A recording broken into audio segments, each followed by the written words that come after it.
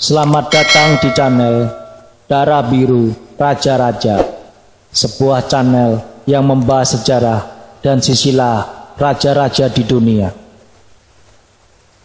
Pada video kali ini kita akan membahas tentang Bendoro Raden Mas Haryo Sularso Kunto Suratno atau Kanjeng Gusti Pangeran Adipati Aryo Pakualam ke-8 dari Keraton Pakualaman, Yogyakarta.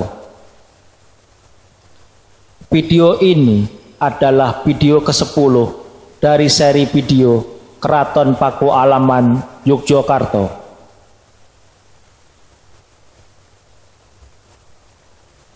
Raja ke-8 Kerajaan Pakualaman Yogyakarta adalah Bendoro Raden Mas Haryo Sularso Kunto Suratno, putra dari Kanjeng Gusti Pangeran Adipati Aryo Pakualam ke-7.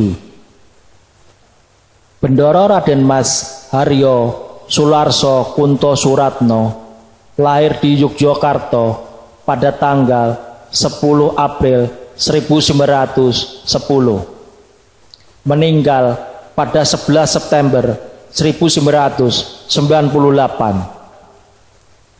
Bendoro Raden Mas Haryo Sularso Kunto Suratno naik tahta dengan gelar Kanjeng Gusti Pangeran Adipati Aryo Prabu Suryo Dilogo. Naik tahta pada tanggal 13 April 1937. Tahta berakhir pada tanggal 11 September 1998. Kanjeng Gusti Pangeran Adipati Aryo Pakualam ke-8 menjadi raja selama 61 tahun. Ia adalah penguasa Pakualam dan juga penguasa negeri Pecahan Mataram yang berkuasa paling lama. Pada tahun 1942, setelah Jepang menjajah Indonesia, Bendoro Raden Mas Haryo Sularso Kunto Suratno baru menggunakan gelar Kanjeng Gusti Pangeran Adipati Aryo Pakualam.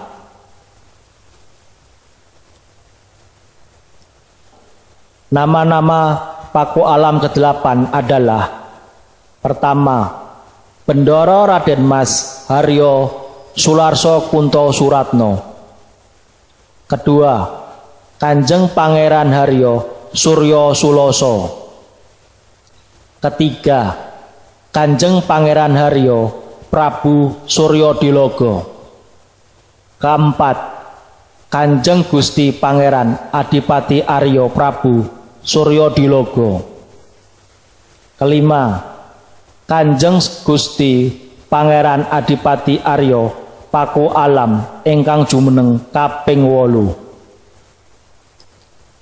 Kelima, Kanjeng Gusti Pangeran Adipati Aryo Pakualam ingkang jumeneng kaping 8. 6. Kanjeng Gusti Pangeran Adipati Aryo Pakualam ke-8 atau KGP-AA Pakualam ke-8. 7. Pakualam ke-8.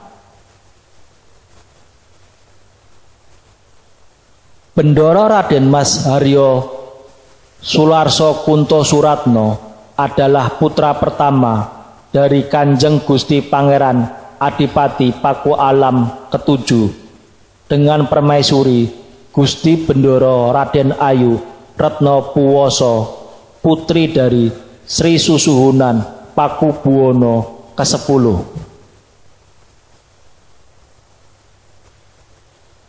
Pendidikan Pakualam ke-8 adalah: pertama, Europeske Lager School ELS Yogyakarta. 2. Christelich Meer Ugelbreed Lager Onderwijs atau Mulo Yogyakarta. 3. Algemene Middelbare School atau MSB Yogyakarta. 4. Reds Hogeschool atau sekolah hukum, hanya sekolah 2 tahun, tidak sampai lulus.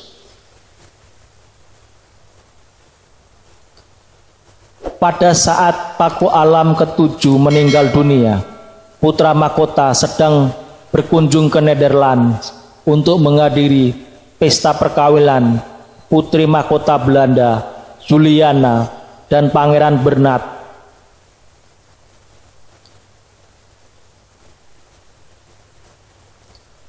Pada saat itu, usia Bendoro Raden Mas Haryo Sularso Kunto Suratno baru 27 tahun.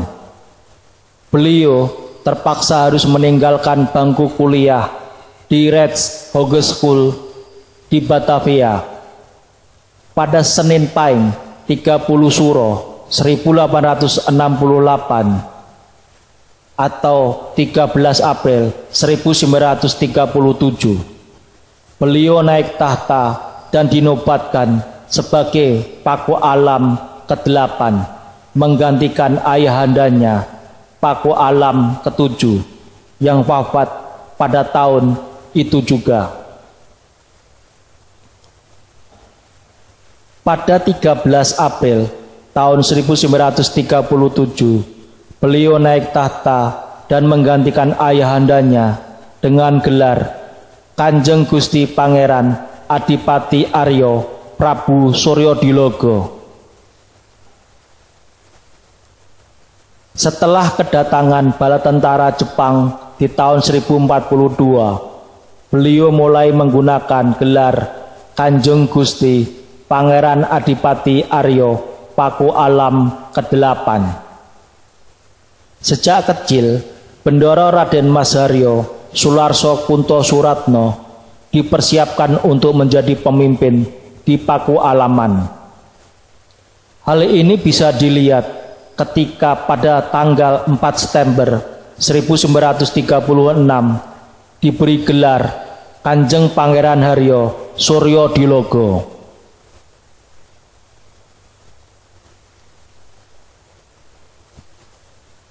Pada waktu kepemimpinannya, Kadipaten Paku Alaman bergabung dengan Kesultanan Yogyakarta tahun 1942 dan berkantor bersama di Kepatihan Yogyakarta. Dengan kebijaksanaan beliau telah membawa rakyat Paku Alaman dengan selamat dan terhormat dapat melalui gejolak 3 zaman dan menempatkan beliau sebagai eksponen yang tidak dapat diabaikan dalam khasanah Republik Indonesia.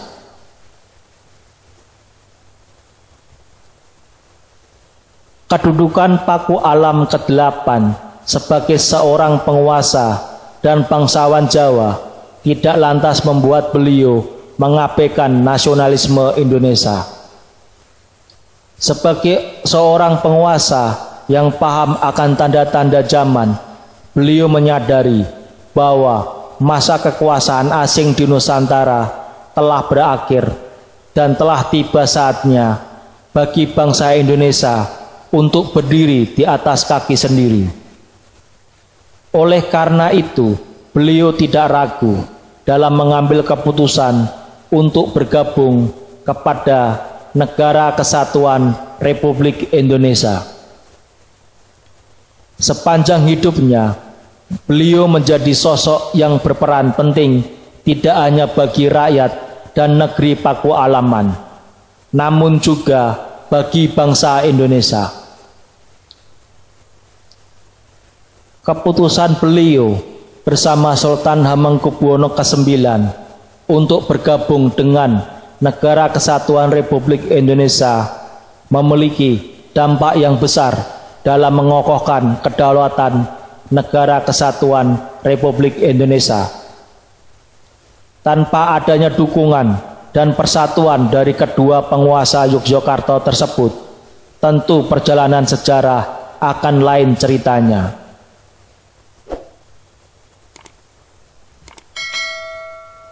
Sosok Paku Alam ke-8 memang tidak sepopuler Hamengkubuwono ke-9 bagi masyarakat umum. Akan tetapi sebenarnya mereka berdua merupakan sosok yang tidak terpisahkan satu sama lain. Kedua sosok tersebut bahkan sering disebut sebagai Dwi Tunggal, atau oleh masyarakat Jawa menyebutnya loro-loroning Atunggal, sebagaimana duet kepemimpinan Soekarno dan Hatta di pemerintahan pusat Republik Indonesia. Pasca bergabungnya kedua kerajaan tersebut ke dalam Negara Kesatuan Republik Indonesia, Sultan Hamengkubuwono ke-9 bersama Kanjeng Gusti Pangeran Adipati Aryo Paku Alam ke-8 bersama-sama memerintah daerah istimewa Yogyakarta sebagai gubernur dan wakil gubernur. Peran Paku Alam ke-8 bagi Negara Kesatuan Republik Indonesia tidak hanya sebatas menjadi wakil kepala saja, namun beliau juga ikut aktif dalam berbagai kegiatan lainnya.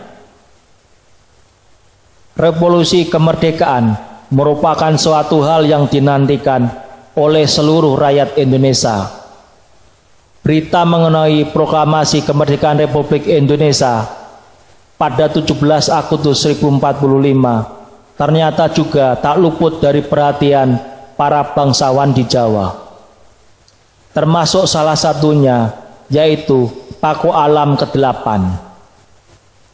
Paku Alam ke-8 memandang peristiwa proklamasi kemerdekaan tersebut sebagai awal dari sebuah era baru yang cerah bagi kehidupan rakyat Indonesia. Paku Alam ke-8 merasakan betul betapa penderitaan yang telah dialami rakyat selama berabad-abad dijajah oleh bangsa asing.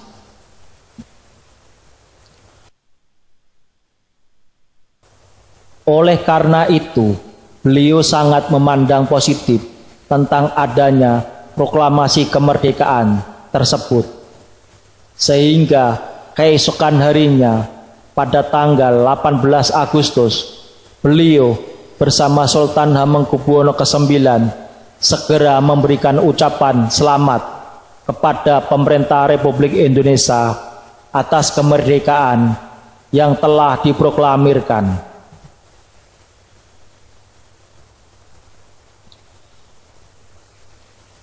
Dukungan beliau terhadap pemerintah Indonesia tak hanya sebatas ucapan selamat semata. Bahkan beliau membuat sebuah keputusan yang mungkin bisa dibilang kontroversial sebagai seorang raja, yaitu dengan mengeluarkan amanat 5 September 1945 yang menyatakan secara tegas mengenai bergabungnya negeri Paku Alaman ke dalam Negara Republik Indonesia sebagai sebuah daerah istimewa.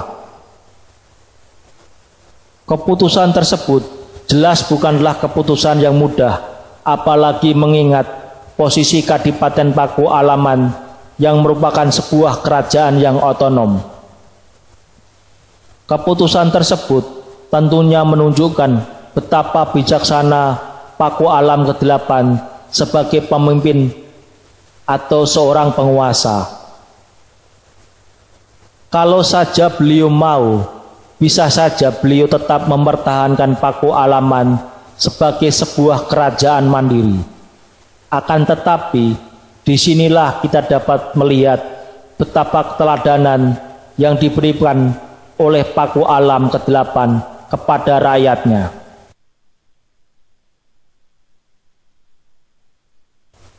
Isi dari amanat Paku Alaman pada tanggal 5 September 1945. Kami Paku Alam ke-8, Sultan Negeri Paku Alaman, Negeri Ngayogyakarta Hadiningrat, menyatakan: pertama, bahwa negeri Paku Alaman yang bersifat kerajaan adalah daerah istimewa negara Republik Indonesia. Kedua, bahwa kami sebagai kepala daerah memegang segala kekuasaan dalam negeri Paku Alaman, dan oleh karena itu berhubung dengan keadaan pada dewasa ini, segala pemerintahan dalam negeri Paku Alaman mulai saat ini berada di tangan kami, dan kekuasaan-kekuasaan lainnya kami pegang seluruhnya. Ketiga, bahwa perhubungan antara negeri Ngayogyakarta Hadiningrat dengan pemerintah pusat negeri Republik Indonesia bersifat langsung, dan kami bertanggung jawab atas negeri kami langsung kepada Presiden Republik Indonesia. Kami memerintahkan supaya segenap penduduk dalam negeri Paku Alaman mengindahkan amanat kami ini. Paku Alaman 28 Puasa EHE 1876, 5 September 1945, Paku Alam ke-8.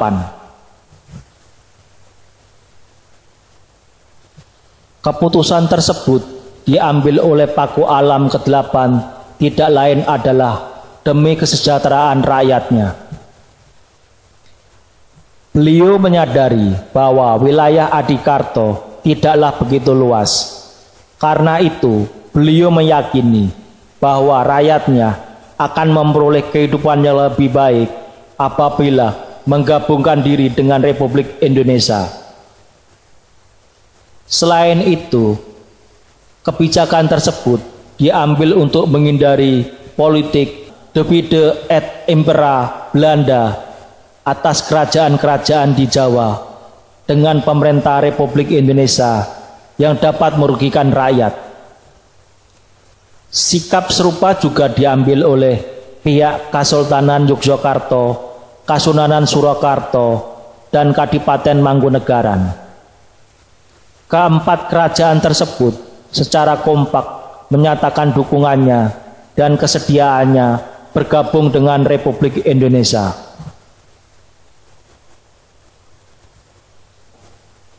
Selanjutnya, melalui amanat bersama antara Hamengkubuwono ke-9 dan Paku Alam ke-8 dan persetujuan Badan Pekerja Komite Nasional Daerah Yogyakarta pada tanggal 30 Oktober 1945 menyepakati untuk menggabungkan daerah Kesultanan Yogyakarta dan Kadipaten Paku Alaman dengan nama Daerah Istimewa Yogyakarta.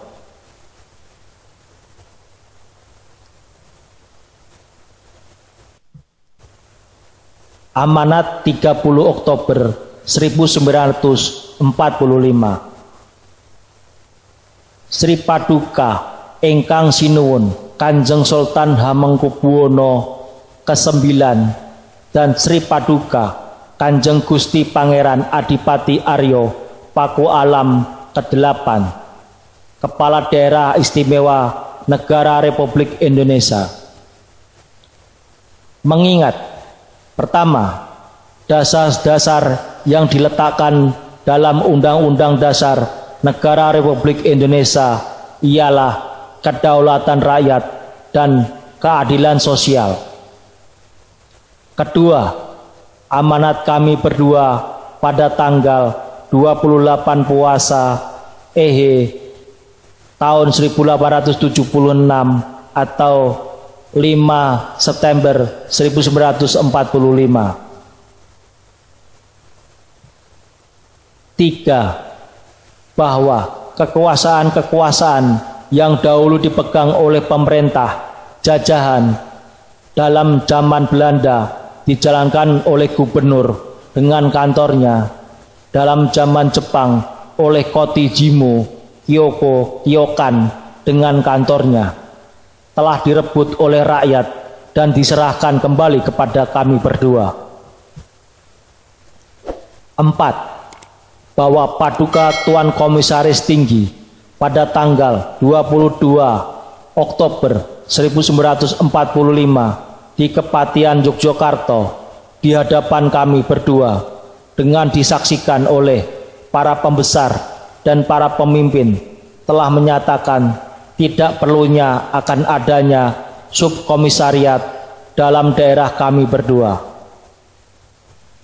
5. Bahwa pada tanggal 19 Oktober 1945 oleh Komite Nasional Daerah Yogyakarta telah dibentuk suatu badan pekerja yang dipilih dari antara anggota-anggotanya atas kehendak rakyat dan panggilan massa yang diserai untuk menjadi badan legislatif, badan pembikin undang-undang, serta turut menentukan haluan jalannya pemerintahan daerah dan bertanggung jawab kepada Komite Nasional Daerah Yogyakarta. Maka kami Sri Paduka ingkang sinuwun Kanjeng Sultan Hamengkubuwono ke-9 dan Sri Paduka Kanjeng Gusti Pangeran Adipati Aryo Paku Alam ke-8, Kepala Daerah Istimewa Negara Republik Indonesia, semufakat dengan Badan Pekerja Komite Nasional Daerah Yogyakarta dengan ini menyatakan supaya jalannya pemerintahan dalam daerah kami berdua dapat selaras dengan Undang-Undang Dasar Negara Republik Indonesia, bahwa badan pekerja tersebut adalah suatu badan legislatif, badan pembikin undang-undang yang dapat dianggap sebagai wakil rakyat dalam daerah kami berdua untuk membikin undang-undang dan menentukan haluan jalannya pemerintahan dalam daerah kami berdua yang sesuai dengan kehendak rakyat. Kami memerintahkan supaya segenap penduduk dari segala bangsa daerah kami berdua mengindahkan amanat kami ini. Yogyakarta 24 Dzulkaidah Ehe 1876 tahun Jawa atau 30 Oktober 1945. Hamengkubuwono ke-9 Paku Alam ke-8.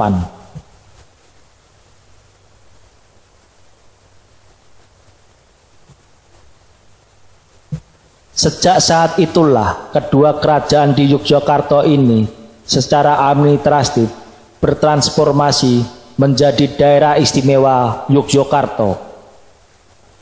Sesuai dengan Undang-Undang Dasar 1945, maka dibentuklah pemerintahan demokratis di DIY dengan pembentukan Dewan Perwakilan Rakyat.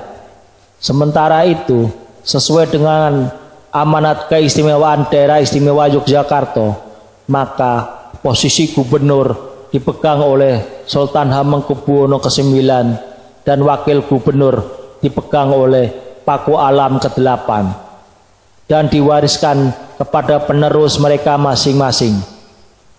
Dalam hal ini kita juga dapat melihat suatu keteladanan yang luar biasa dari Paku Alam ke-8. Beliau yang sebelumnya merupakan seorang raja yang memiliki kerajaannya sendiri secara legowo menerima posisi sebagai wakil dari Sri Sultan Hamengkubuwono ke-9.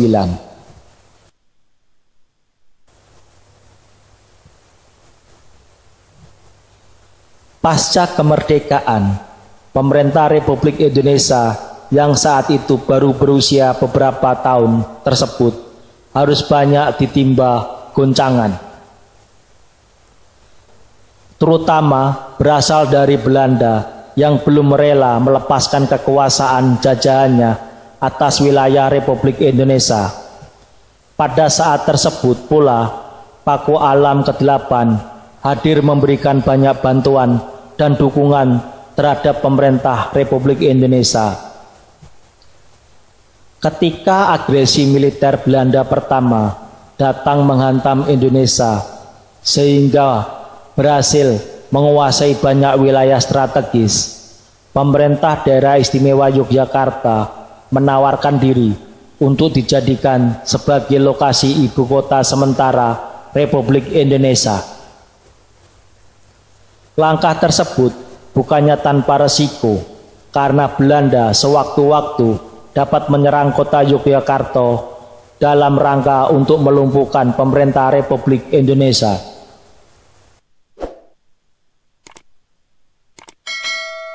Pada 30 Juli 1949, Paku Alam ke-8 diangkat sebagai Gubernur Militer Daerah Istimewa Yogyakarta seiring diberlakukannya pemerintahan militer di seluruh Pulau Jawa. Pemberlakuan pemerintahan militer ini merupakan strategi tentara Indonesia yang saat itu masih bernama Tentara Keamanan Rakyat, dalam rangka mempertahankan kedaulatan Republik Indonesia karena keadaan yang gentingnya keadaan saat itu akibat agresi militer Belanda. Meskipun bernama pemerintahan militer, namun bukan berarti pemerintahan bersifat militeristik, tetapi penentu kebijaksanaan terakhir bukanlah militer, melainkan pemimpin sipil yang diberi pangkat militer, yaitu Kolonel Paku Alam ke-8. Pemberlakuan pemerintahan militer berlangsung dari tahun 1949 dan dihapuskan seluruhnya pada 1 September 1950 seiring pulihnya situasi pasca agresi militer kedua.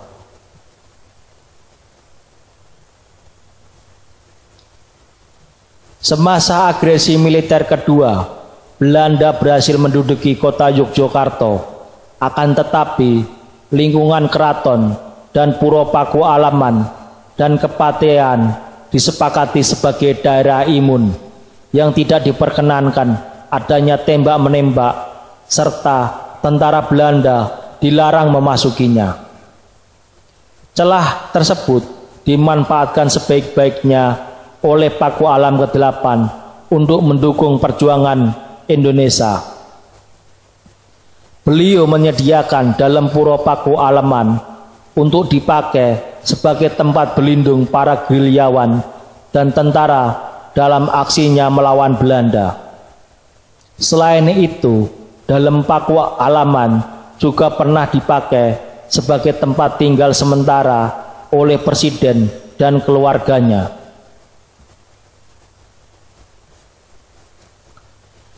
Setelah berakhirnya masa revolusi fisik, Paku Alam ke-8 terus menunjukkan kontribusinya terhadap Republik Indonesia.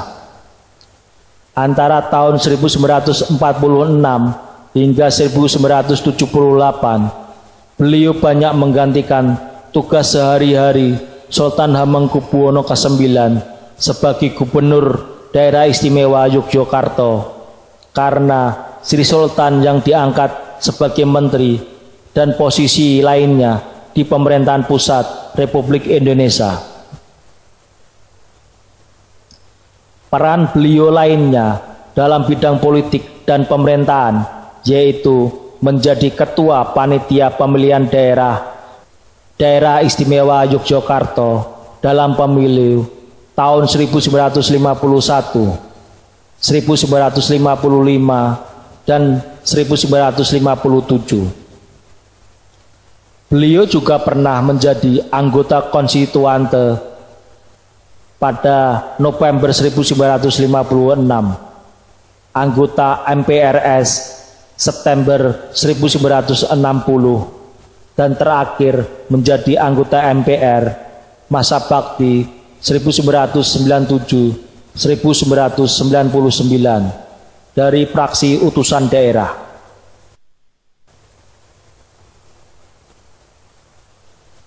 Selain dalam pemerintahan, beliau juga aktif dalam berbagai kegiatan sosial, seperti menjadi pengurus pertandingan panahan nasional, menjadi ketua Yayasan Roro Jonggrang serta ikut aktif dalam penyelenggaraan berbagai PON. Selain itu, beliau juga pernah menjadi ketua pengurus pusat PMI pada tahun 1954 hingga 1966. Sepanjang hidupnya, Paku Alam ke-8 selalu berusaha berjuang demi kemajuan dan kesejahteraan rakyat Indonesia.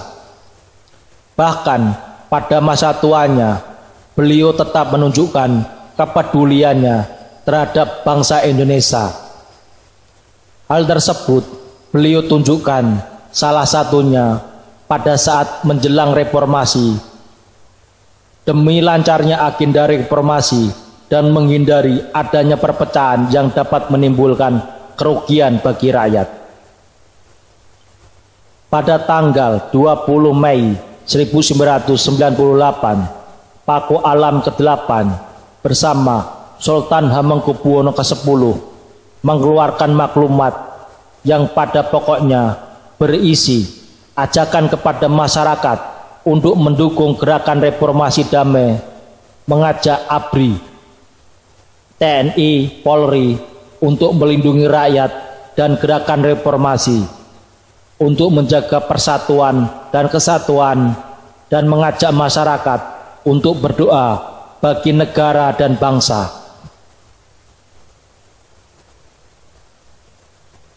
Paku Alam ke-8 tercatat sebagai Wakil Gubernur terlama tahun 1945 sampai 1998 dan pelaksana tugas gubernur terlama tahun 1988 sampai 1998 serta Paku Alam ke-8 terlama tahun 1937 sampai 1998. Jalan kehidupan sang bangsawan Jawa telah mengantarkan beliau menjadi sosok besar, tidak hanya bagi Kadipaten Paku Alaman dan negeri Yogyakarta, namun juga bagi keberlangsungan negara Kesatuan Republik Indonesia. Kendati dibesarkan di lingkungan keraton yang serba nyaman, namun tak menyurutkan niat beliau untuk membantu perjuangan menegakkan kedaulatan pemerintahan Republik Indonesia. Perjuangan dan kebijaksanaannya telah mengantarkan rakyat dengan selamat dan terhormat melalui gejolak 3 zaman, dari zaman Belanda, zaman Jepang, hingga zaman Republik Indonesia. Sayangnya, hingga saat ini beliau belum juga diakui sebagai pahlawan nasional sebagaimana pengakuan terhadap Sultan Hamengkubuwono ke-9. Sebenarnya usulan akan diangkatnya Paku Alam ke-8 sebagai pahlawan nasional telah banyak disuarakan oleh berbagai pihak. Sayangnya harapan tersebut masih belum terwujud dan proses hingga kini. Semoga generasi muda dapat mengambil teladan dari setiap perjuangan para pahlawan bangsa ini, termasuk di dalamnya perjuangan Paku Alam ke-8, sang raja sekaligus negarawan sejati.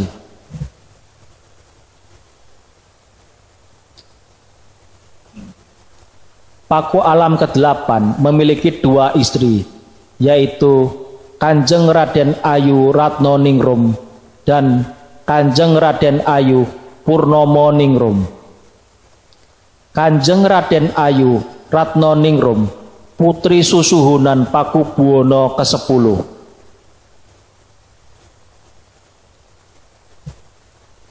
Dari Kanjeng Raden Ayu Ratnoningrum memiliki anak pertama, Insinyur Kanjeng Pangeran Haryo Haji Probokusumo. Kedua, Bendoro Raden Ayu Retno Sundari. Ketiga, Bendoro Raden Ayu Retno Sewoyani. 4. Kanjeng Pangeran Haryo Angkling Kusumo. 5. Kanjeng Pangeran Haryo Songko Kusumo. 6. Bendoro Raden Ayu Retno Pujowati, wafat ketika bayi. 7. Kanjeng Pangeran Haryo Doyo Kusumo. 8. Kanjeng Pangeran Haryo Wijoyo Kusumo.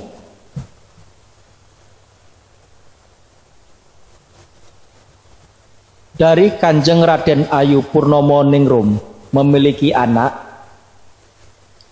Pertama, Kanjeng Pangeran Haryo Ambar Kusumo. Kedua, Bendoro Raden Ayu Retno Martani. Ketiga, Kanjeng Pangeran Haryo Gondo Kusumo. Keempat, Bendoro Raden Ayu Retno Suskamdani. 5. Bendoro Raden Ayu Retno Rukmini. 6. Kanjeng Pangeran Haryo Haji Condro Kusumo. 7.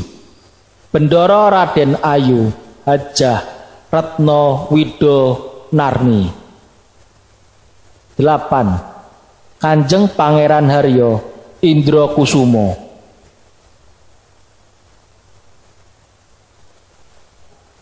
Paku Alam ke-8 menderita sakit dan meninggal pada 11 September 1998.